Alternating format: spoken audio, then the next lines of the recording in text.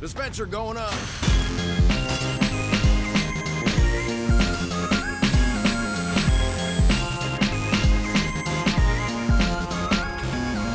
Well, I guess that'll do.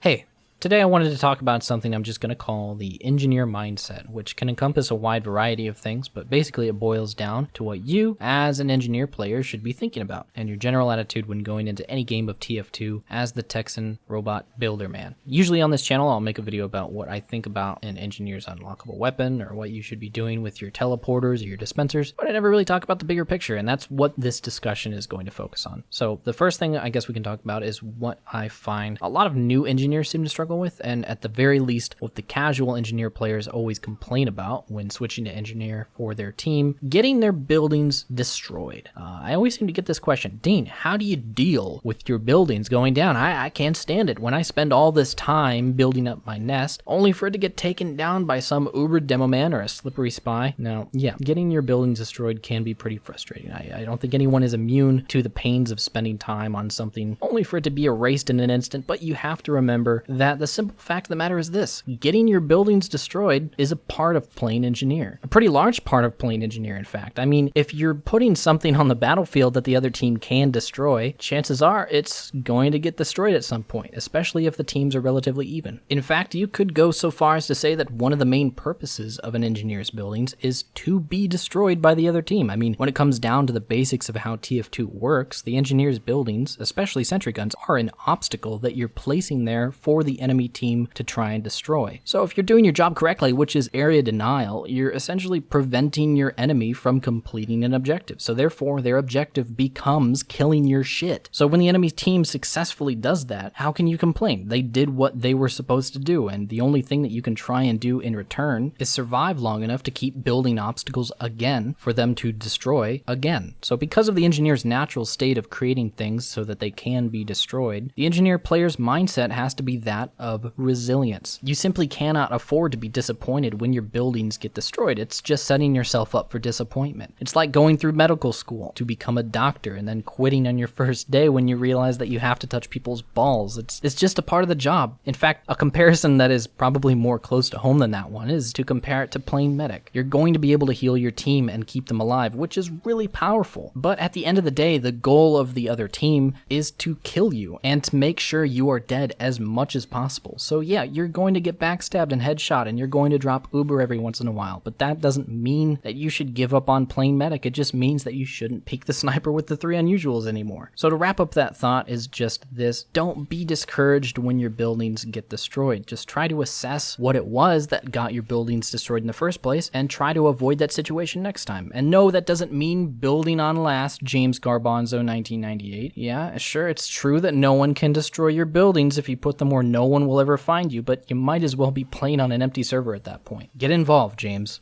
Move that gear up. Another thing to talk about regarding the engineer mindset is something I talked about in an Engineering 101 video a while ago called game sense. And while it might not have been the most exciting topic for a video, I do feel like it's one of the most important things that you have to understand when getting better at engineer and TF2 in general. Game sense is often very important for the engineer because as a generally background class who plays behind the front line most of the time, you have to be able to use cues taken from various sources to get an idea of what the game state is like and use that information to your advantage.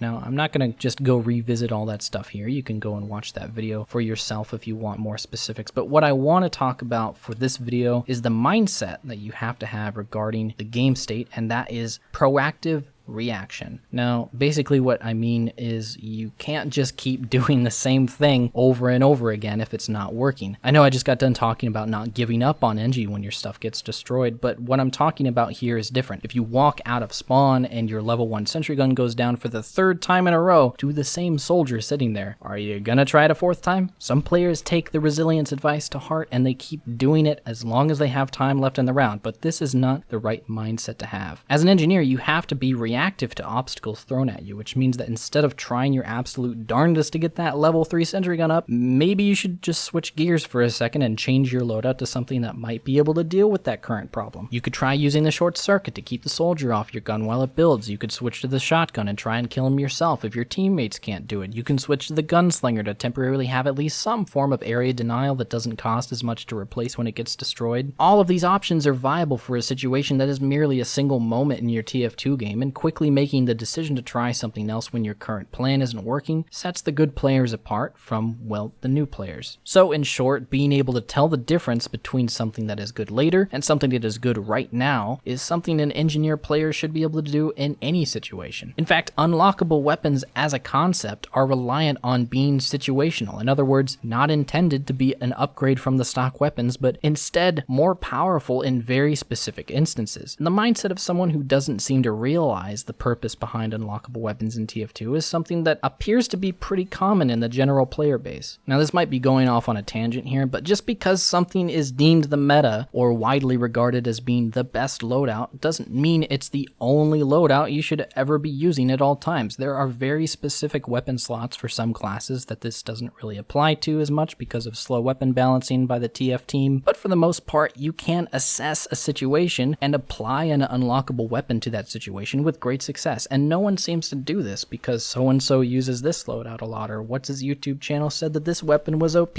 Yeah, some weapons are pretty good in a lot of situations, but that doesn't mean that you shouldn't switch off of the generalist loadout to change to one that applies to the current game state when it applies. That's what they're there for, after all. Having to deal with a lot of sentry guns, medics should be on uber charge, soldiers should be on direct hit, demo knights should go back to being demo men. Is the enemy team grouping up in choke points a lot? Snipers should switch to the machina, medics should switch to the crit streak, soldiers blah blah blah blah, you get the idea. Overall, being reactive to specific situations is something that the engineer should always have at the ready, but it's also something that benefits an entire team as well. Alright, so the last thing to talk about regarding the engineer's mindset is pretty simple: composure. Now what I mean here is your ability to remain calm, the ability to keep your priorities in order and focus on the objective at hand over getting caught up in petty distractions or being tilted by unfortunate circumstances is all very important when playing Engie. In other words, playing engineer in an active server with even teams and a lot going on, it's not exactly for the easily overwhelmed. Engineers have to multitask, keep an eye on their building's health, placement, spy checking, making sure their team is keeping the pressure up with their teleporters, supplying the team with a useful dispenser, dealing with oncoming threat after threat who all want his precious sentry gun dead along with the engineer itself. It's kind of a stressful job, and to those who don't typically do well under pressure, playing Engie can sometimes be the opposite of a fun gameplay experience, and that's fine. For people like me who find the challenge of intense multitasking and supportive maintenance very fun and extremely rewarding, engineer is exactly the type of class for them. I actually used to work at Starbucks as a barista for about 6 years before I gave it all up to pursue my virtual robot construction tutorials, and that job was essentially just fast-paced multitasking, and to me that job was probably the best job that I ever had besides my current one, just because I liked the thrill of getting multiple tasks done very quickly under pressure. So that kind of mindset applies very easily to the engineer, which means that someone with a predisposition to enjoy that kind of thing would be very likely to enjoy playing engineer for their team. Now, I'm not saying that the ability to multitask and the mindset to work effectively and calmly under pressure can't be learned, but it certainly does help if you're already well equipped to handle people yelling at you to place a dispenser over and over while you fend off 3 spies and attempt to get a sentry gun to level 3 as the enemy team begins to push through the choke point. As for getting used to the pressure of playing engineer, it pretty much just all comes with time. It comes with being confident in your abilities, which you'll gain once you start to easily make the right decisions and game sense becomes less of a thing that you have to actively think about and more of a reflex. After 6 years of working at the coffee bar at Starbucks, making a drink stopped becoming something I actively thought about and started being an automatic reaction based on muscle memory, which then allowed me to do other things like talking to the customer or cleaning something that needed to be cleaned in the short moments of downtime. The same thing applies to playing engineer with time, and acting under pressure will become something that you don't have to even think about. You'll just act on it before you even have time to realize what you're doing. It's a very satisfying thing when this happens because it's a reward of your time spent getting better at something. And when someone tells me that they don't understand why someone would want to get better at TF2, it's honestly something that I could never empathize with. If you like TF2, why wouldn't you want to get better at it? Why wouldn't you want to put your skills to the test so that you can improve them little by little each day until the things that you used to think were difficult or scary are now just something that you do without thinking, like swatting a fly out of the air with your hand. I've always been extremely attracted to the ideas of improving your skills, which is why I enjoy making videos that teach people things instead of showing them more of what they already know each week. And while having the mindset of wanting to get better at a game isn't something that you necessarily have to have in order to have fun playing Engineer, or even TF2 as a whole for that matter, it's certainly something that I highly recommend you pursue if you ever find yourself uncontested in pubs or bored to the point of just messing around every game, because in my opinion, it's extremely rewarding to start out in a game as difficult to master as TF2 is, and slowly becoming that much closer to actually mastering it with each round. Anyway, I hope you learned something from this video. I know it's not really anything technical or concrete that you can instantly use right away, but I still think it's something that needs to be said about my favorite class for anyone who is interested in taking their Engineer game to the next level. So thanks so much for watching, and I will talk to you nieces and nephews